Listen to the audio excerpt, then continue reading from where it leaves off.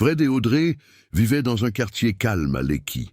Le genre de quartier avec des routes propres, des portails hauts et des agents de sécurité qui vous saluaient d'un geste militaire. Fred travaillait pour une compagnie pétrolière multinationale nommée TPH Oil. C'était un homme qui ne faisait pas les choses à moitié. Il aimait que tout soit fait correctement. Audrey, son épouse, était du même tempérament. Elle dirigeait un orphelinat à Aja et tous les enfants là-bas l'appelaient Maman Audrey. Elle avait une voix douce, mais un esprit fort. Ils n'étaient pas un couple parfait, mais ils aimaient Dieu et ne quittaient jamais la maison sans prier. Cependant, un jeudi matin, tout a changé. Fred était en réunion au siège de TPH Oil. L'atmosphère était tendue. Des papiers étaient éparpillés sur la table. Personne ne souriait. Le PDG, M. William, leva les yeux d'un rapport et soupira. « Ils ont arrêté le forage », dit-il. Tout le monde le regarda. Les villageois de Biossa ont fermé le site hier. Ils disent qu'on les a trompés, qu'on se moque des fuites de pétrole et des gens morts dans l'incendie du mois dernier. La salle devint silencieuse. M. William se tourna vers Tim, Bod et Ada, les trois responsables de cette région. Vous étiez en charge de ce projet. Que s'est-il passé? Quelle explication avez-vous? Tim remua sur son siège, mais baissa les yeux. Ada serra les lèvres, mais ne dit rien. M. William laissa tomber le dossier sur la table. C'est un désastre. On ne peut pas se permettre une mauvaise presse. Il nous faut une solution rapidement. Différentes voix s'élevèrent dans la salle, proposant des idées. Excusez-moi, monsieur. Peut-être qu'on pourrait envoyer de l'argent au chef. Monsieur, je pense qu'il faut réparer les dégâts et passer à autre chose.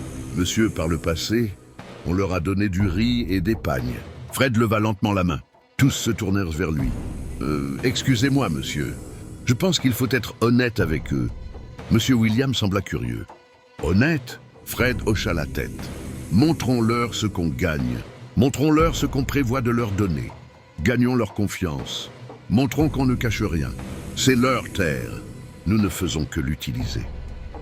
Quelqu'un ricana discrètement. Mais Fred continua. Nous devrions aussi former une équipe de nettoyage. Des gens qui iront là-bas chaque semaine, verront ce dont ils ont besoin et rendront des rapports avec des photos et des documents, pas juste des paroles, du vrai travail. Construisons-leur de vraies écoles, des maisons, une clinique, pas juste des dons. Je suppose qu'ils en ont assez. La salle resta silencieuse. Puis M. William se pencha en arrière et dit « Waouh, c'est exactement ce qu'on va faire ». Fred cligna des yeux. Il ne s'y attendait pas. « Vous savez quoi?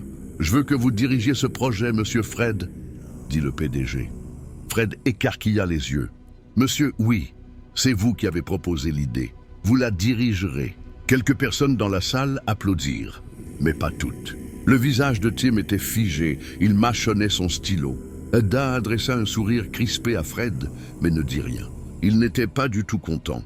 Plus tard ce soir-là, Fred appela Audrey depuis sa voiture. « Chérie, ils veulent que je dirige le projet Biossa. »« Oh, c'est une bonne nouvelle. Ne t'inquiète pas, Dieu t'aidera. » Il marqua une pause. « Tu sais que je vais marcher sur des pieds et créer des jaloux, n'est-ce pas? Alors marche doucement, mais ne recule pas. Au moins tu essaies d'aider, non ?» Fred sourit. La semaine suivante, les choses commencèrent à bouger. Fred se rendit à Biossa avec une nouvelle équipe. Ils rencontrèrent les chefs locaux. Ils s'assirent sous des arbres, burent de l'eau en sachet et écoutèrent. Fred parlait peu. Il laissait les gens s'exprimer. Ils se plaignirent de la manière dont le pétrole avait envahi leurs rivières, comment leurs enfants tombaient malades, comment des promesses avaient été faites mais jamais tenues. Fred prit des notes. Il enregistra des vidéos. Il ne leur promit rien d'autre que de l'honnêteté. Puis il leur donna des documents imprimés montrant combien l'entreprise gagnait et combien était désormais alloué au développement communautaire. Il leur donna même les noms et numéros de téléphone des nouveaux membres de l'équipe. Les chefs semblèrent surpris. Mon Dieu, c'est la première fois qu'on voit ce genre de transparence, dit l'un d'eux. Ils acceptèrent de permettre la reprise du forage, mais cette fois, ils surveillaient de près. Fred rentra à Lagos ce week-end-là. Alors qu'il s'installait dans son nouveau rôle, son téléphone sonna. C'était son collègue, M. Bassi. « Félicitations, mon frère, » dit Bassi. « J'ai entendu qu'ils t'ont donné le projet Biossa. »« Ah ouais, je sais, c'est déjà beaucoup. Tu vas très bien t'en sortir. Fred sourit. Merci. Eh bien, on verra comment ça se passe. Bassi rit. Ne t'inquiète pas, je sais que tu as déjà tout réussi. Félicitations. Fred raccrocha et regarda par la fenêtre de son bureau. Il avait travaillé avec Bassi pendant des années. Ils avaient déjeuné ensemble, voyagé ensemble, partagé des blagues pendant de longues réunions. Cela faisait du bien d'avoir son soutien. Mais quelques jours plus tard, quelque chose d'étrange se produisit. Fred était dans son bureau quand un de leurs fournisseurs de pétrole appela. La voix de l'homme était forte et en colère. « J'en ai assez, je suis extrêmement fatigué, je vais couper les ponts avec vous. À chaque fois qu'on achète du pétrole à TPH Oil, on paye plus et on reçoit moins. Quel genre de business est-ce » Fred fronça les sourcils. « Monsieur, calmez-vous, s'il vous plaît. Je sais que vous êtes contrarié, détendez-vous. Que voulez-vous dire par moins ? Écoutez, monsieur Fred, on paye pour du pétrole, mais quand il est livré, ce n'est pas ce qu'on a commandé. Et vous ajoutez des frais étranges. Sur nos factures, des taxes ridicules. Qu'est-ce que c'est que ça ? Fred se redressa. Monsieur, envoyez-moi toutes vos factures passées. Je vais m'en occuper personnellement. Le fournisseur envoya tout le même jour. Fred s'assit et commença à les examiner. Les chiffres n'avaient pas de sens. Il y avait des frais supplémentaires sans explication. Certains paiements allaient vers des comptes inconnus et la quantité de pétrole livrée ne correspondait pas à ce qui avait été payé. Fred appela son secrétaire, John. « S'il te plaît, trouve-moi les registres des 5 dernières années. Vérifie toutes les transactions liées à ce fournisseur discrètement. » Quelques heures plus tard, John revint avec un dossier. « Monsieur, je pense que c'est grave. » C'était pire que ce que Fred imaginait. Bassi avait géré ses transactions avec les fournisseurs pendant des années, et chaque registre pointait vers lui. Toujours la même histoire, surfacturation, livraison insuffisante, paiement caché, pétrole manquant. Fred se sentit mal. Il se pencha en arrière et ferma les yeux. C'était son ami, mais le fournisseur avait déjà commencé à parler. Il disait qu'il allait s'adresser à la presse et 2 autres fournisseurs menaçaient de faire de même. Fred devait agir. Il prit tout, les dossiers, les factures, les preuves, et alla directement voir le PDG, M. William. Après avoir lu les documents, M. William soupira profondément. « Fred, es-tu sûr de ça ?»« Monsieur, j'ai vérifié 2 fois. »« C'est lui, » dit Fred calmement. M. William hocha la tête. « D'accord, enquêtons. » En 1 semaine, tout fut révélé. Bassi avait détourné de l'argent pendant plus de 5 ans. Il utilisait de faux noms d'entreprise, ajoutait des frais fictifs, mentait au système. Son contrat avec TPH fut résilié. Pas d'avertissement, pas de seconde chance. Fred n'avait pas envie de célébrer. Il resta seul dans sa voiture cette nuit-là et ne rentra pas tout de suite chez lui. Audrey remarqua l'expression sur son visage lorsqu'il entra. « C'était Bassi ? Tes soupçons étaient justes ?» demanda-t-elle. Fred hocha lentement la tête. « Oui, chérie, c'était lui. » « Oh, je suis désolé. Je suis vraiment désolé. J'aimerais que ce ne soit pas lui. Quel genre de problème est-ce ? Mais pourquoi quelqu'un travaillerait-il dans un endroit sans être transparent, ne serait-ce qu'une fois ? Tu sais quoi, chérie ? Je ne voulais pas le faire. Mais il ne m'a pas laissé le choix. Si je n'avais pas parlé, toute l'entreprise aurait coulé, » dit Fred. Audrey prit sa main. « Chérie, écoute, ne te sens pas coupable. Tu as fait ce qu'il fallait et ça apaisera ton cœur. » Il hocha la tête mais ne dit rien. Quelques semaines plus tard, il y eut une autre réunion du conseil. Monsieur William regarda autour de la table. « Messieurs, je veux des idées. Nous devons croître. Moins de corruption, plus de valeur. » Fred leva la main. « Monsieur, j'ai observé le personnel junior. Ils travaillent dur. Ils sont brillants. Je suggère de les envoyer en formation internationale. Pas seulement pour les récompenser, mais pour améliorer l'entreprise. Qu'ils apprennent de nouvelles méthodes, qu'ils reviennent et nous aident à faire mieux. » Certains hochèrent la tête en signe d'accord. Mais 3 visages restèrent impassibles. Timmy, Bod et Ada. Ils restaient silencieux, observants. Le conseil vota. L'idée de Fred l'emporta. Ce soir-là, Timmy, Bod et Ada se réunirent dans un bureau à l'écart. « Je n'arrive pas à croire cet homme. Il détruit tout, » dit Timmy. « Vous pouvez croire que tous nos petits extras ont disparu ?» ajouta M. Bod. « Mes frères, maintenant il veut donner du pouvoir aux juniors. Demain, ils viendront de l'étranger et prendront nos places. nous traitant de vieux meubles ou des vieux qui ont l'ancienne méthode du travail. Mon Dieu, je savais que ce monsieur Fred était une menace. Écoutez les gars, il faut agir vite. La salle devint silencieuse. Puis Bud dit, il faut l'éliminer. Cette nuit-là, Fred rentra chez lui et raconta à Audrey le vote. Audrey écouta calmement. Puis elle se leva, alla dans la chambre et revint avec de l'huile d'onction. Elle commença à prier. « Père, protège mon mari. Qu'aucune flèche ne l'atteigne. Couvre-le de tout mauvais œil. Père, protège-le, s'il te plaît. » Fred l'observait depuis l'embrasure de la porte. Il savait que quelque chose avait changé. La bataille avait commencé. Le lendemain matin, Fred était coincé dans les embouteillages. Il était parti tôt de chez lui, mais un camion-citerne s'était renversé près du pont.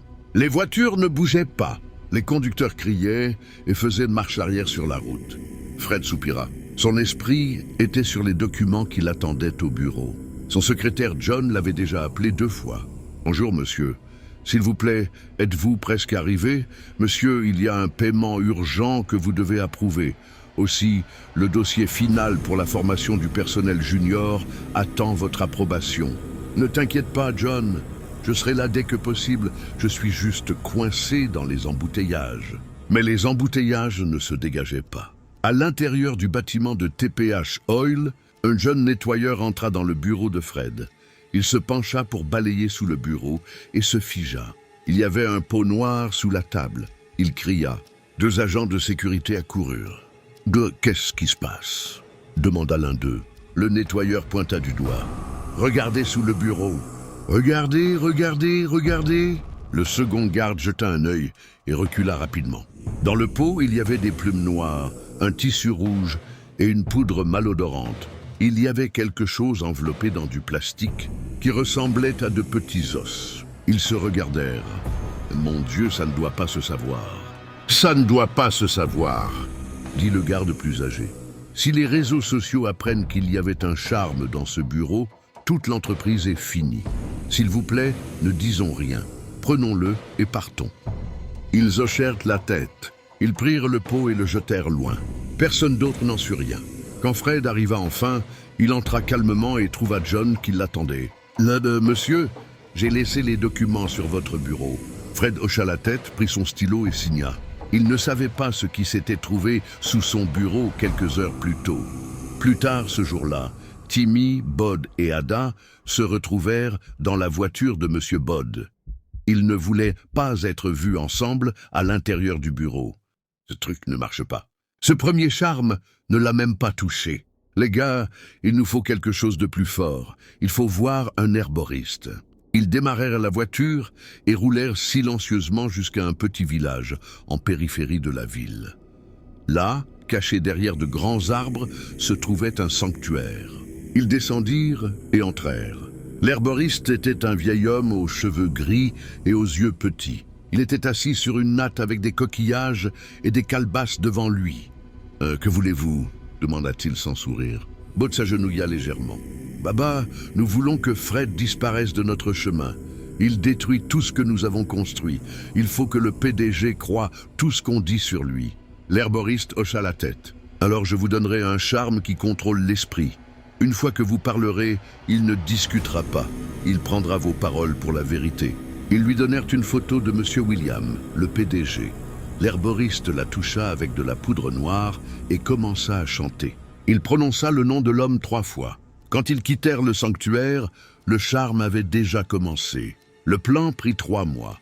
Ils ne se précipitèrent pas. Ils forgèrent des documents, des dossiers montrant de faux paiements, des fonds de formation détournés vers des comptes inconnus et des transactions personnelles au nom de Fred. Puis ils cherchèrent quelqu'un d'assez proche de Fred pour vendre le mensonge. Ils le trouvèrent. John, le propre secrétaire de Fred, un jeune homme calme et respectueux, apprécié de tous. Ils lui promirent des millions, un voyage à l'étranger et un meilleur emploi. John accepta. Il leur donna accès au dossier. Il créa de faux rapports. Il accepta même de témoigner. Tout était prêt. Un matin, M. William convoqua Fred dans son bureau. Fred entra et le salua, mais l'atmosphère était froide. « Assieds-toi » dit M. William. Fred s'assit lentement. Le PDG poussa des documents vers lui. Fred les ouvrit. Il parcourut les premières pages. Son nom était partout. Il était choqué. Ce n'est pas vrai, monsieur. Je n'ai jamais approuvé ça. Monsieur, je suis sérieux. Monsieur William le fixa.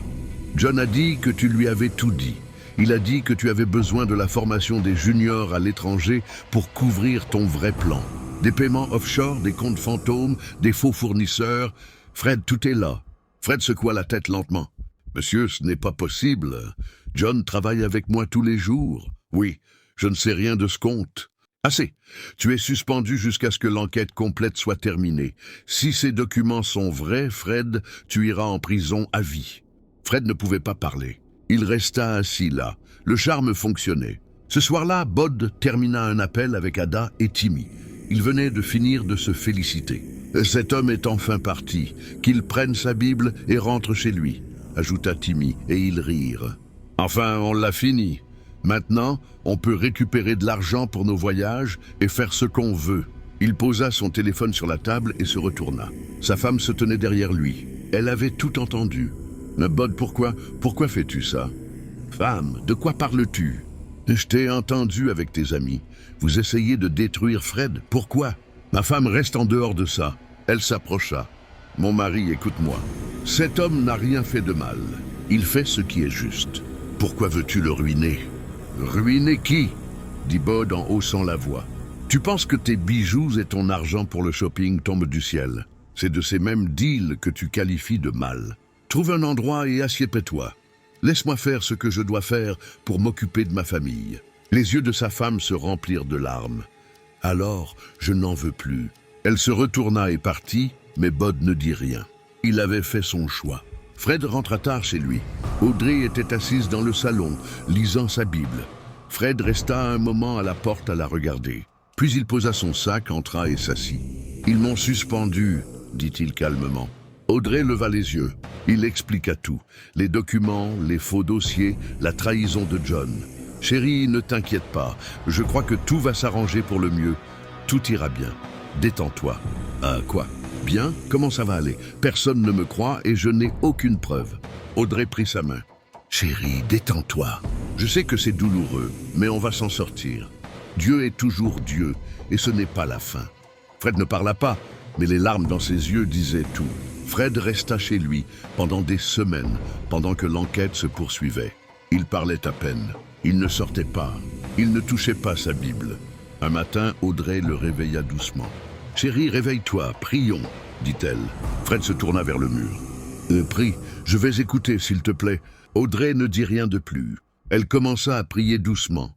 Sa voix remplit la pièce. Elle pria pour lui, pour leur maison, pour la paix. Fred resta silencieux, mais dans son cœur, il était en colère. Pourquoi Dieu n'a-t-il pas pris ma défense? Pourquoi n'est-il pas intervenu alors que j'étais innocent? Maintenant, mon nom est partout comme celui d'un voleur, et je n'ai aucune preuve. Pourquoi ne leur a-t-il pas montré que j'étais innocent? Où est Dieu dans tout ça? Un dimanche, Audrey demanda « Fred, viendras-tu à l'église avec moi aujourd'hui ?» C'est dimanche. Fred répondit sèchement « Je ne te blâme pas, c'est parce qu'on n'a pas d'enfant. Si on en avait, tu saurais à quel point c'est sérieux. » Les mots frappèrent Audrey comme une gifle. Elle ouvrit la bouche pour répondre, mais le Saint-Esprit l'arrêta. Elle prit une profonde inspiration. « Fred, ce n'est pas juste. Tu n'es pas le seul à souffrir. Je le ressens aussi. » Fred détourna le regard. « S'il te plaît, va à ton orphelinat ou ailleurs. Laisse-moi tranquille. » Audrey alla dans la cuisine. Elle s'assit et essuya ses larmes. Puis elle prit son téléphone et appela son amie Esther. « Esther, je n'en peux plus. » Audrey pleurait et sanglotait au téléphone. Esther dit « Audrey, ce n'est pas ordinaire. C'est une guerre spirituelle. L'ennemi veut que tu arrêtes de prier. » N'arrête pas. Ne lui donne pas de place. Il en a après Fred. Pas seulement son nom, mais son âme. Audrey cria « Je suis fatiguée maintenant. Je suis fatiguée. » Esther répondit « Je sais, mais nous devons nous battre dans l'esprit. Souviens-toi, les armes de notre combat ne sont pas charnelles, mais puissantes par Dieu, pour renverser les forteresses. Et souviens-toi aussi, nous ne luttons pas contre la chair et le sang. Ton combat n'est pas contre ton mari. Ton combat est contre les principautés et les puissances. Les puissances qui ne veulent pas que ton mari réussisse. Écoute, nous ne faisons pas 7 jours de jeûne à nouveau. Nous allons faire 14 jours, et je me joins à toi. Nous ne devons pas arrêter, tu comprends? Audrey essuya ses larmes et hocha la tête. Ah, d'accord, je n'arrêterai pas. Je continuerai à prier. Et elle le fit. Chaque nuit, elle priait. Chaque matin, elle jeûnait. Elle refusa d'abandonner. Un soir, le téléphone de Fred sonna. C'était son pasteur. « Bonjour, frère Fred », lui dit le pasteur. « Je sais que tu n'as pas envie de venir à l'église, alors je ne te forcerai pas, mais laisse-moi te poser une question. » Fred ne dit rien. Le pasteur continua. « Y a-t-il eu un moment où tu as demandé quelque chose à Dieu et qu'il ne t'a pas répondu ?» Fred resta silencieux. « A-t-il pas été bon pour toi auparavant? Alors pourquoi laisses-tu cela ébranler ta foi? » « Eh bien, pasteur, vous ne comprenez pas. Mon nom est partout. Ils disent que je suis corrompu. C'est partout sur Internet. Les gens m'évitent. Mon propre secrétaire a menti. Comment puis-je m'en remettre ?» Le pasteur parla calmement. « Fred, même Jésus a été trahi par son propre disciple, Judas Iscariote. Écoute, Dieu est toujours sur le trône. Il n'est pas lent. Et souviens-toi, quand une porte se ferme, Dieu ouvre une porte. Dieu est intentionnel. Tu dois retourner vers lui. Dis-lui que tu es désolé. Remercie-le pour ce qu'il a fait avant. C'est la clé. La reconnaissance est le seul mot de passe pour entrer dans la cour de Dieu. La reconnaissance, pas la plainte. Fred pleurait. « Monsieur, Dieu me manque. » Alors retourne vers lui. Il t'attend. Cette nuit-là, Fred s'agenouilla près de son lit. « Seigneur, je suis désolé. J'ai perdu la foi. J'ai arrêté de te faire confiance. S'il te plaît, Dieu, pardonne-moi. S'il te plaît, Dieu, pardonne-moi. » Et Dieu le fit. Un matin au travail, John, l'ancien secrétaire de Fred, se leva pour s'étirer. Soudain, il cria « Ah ! Ma jambe, ma jambe, ma jambe !» Il tomba au sol. Les gens accoururent vers lui. « Ma jambe, ma jambe, ma jambe, ma jambe !»« Non, non, ne me touchez pas. Ne me touchez pas. Ne me touchez pas. Je veux confesser, s'il vous plaît. Je sais pourquoi ça m'arrive. Je veux confesser. » Monsieur William se précipita sur les lieux. Tout le bureau se rassembla. « Monsieur, s'il vous plaît, laissez-moi confesser. C'était Monsieur Bod, Monsieur Tim, Madame Ada. Ils m'ont fait mentir contre Monsieur Fred. » La salle devint silencieuse. Ils m'ont promis de l'argent, une bourse, un nouvel emploi à l'étranger. Ils ont dit que si je mentais, Fred partirait et je monterais en grade. Alors, je les ai aidés à forger des documents. Je les ai aidés à construire un mensonge. Les larmes coulaient sur son visage. Monsieur Fred est un homme bien. Il n'a rien fait de mal. Je suis désolé. Mon Dieu, ma jambe. Monsieur, aidez-moi. Emmenez-moi à l'hôpital. Sinon, je vais mourir ici. Tout mon corps est en feu. Quelqu'un avait commencé à tout enregistrer sur son téléphone. Ce même jour, Bud, Timmy et Ada furent arrêtés. Leurs contrats furent résiliés immédiatement. Monsieur William appela Fred. « Monsieur Fred, je suis sûr que vous avez entendu la nouvelle maintenant. Je suis vraiment désolé. Je ne savais pas que mes propres employés pouvaient aller aussi loin. Je ne savais pas qu'ils avaient porté mon nom à un herboriste. Tout cela m'a secoué. » Fred écouta calmement. « Fred, je veux connaître le Dieu que vous servez. Il vous a défendu d'une manière qu'aucun homme ne pourrait. S'il vous plaît, conduisez-moi à lui. » Là, au téléphone, Fred guida son PDG vers Christ. Quelques jours plus tard, Fred reçut une lettre. Elle venait de Bod, maintenant en prison. La lettre disait « Fred, je suis désolé, j'étais jaloux. C'est la vérité, mais sais-tu ce qui me fait peur? Nous avons tout essayé pour te nuire et rien n'a fonctionné. C'était la prière de ta femme. Cette femme s'est tenue dans la brèche pour toi. Ne me demande pas comment je le sais. Je sais que la prière de ta femme t'a couvert. Ne la laisse jamais partir. Aime-la profondément. J'aurais dû écouter ma propre femme.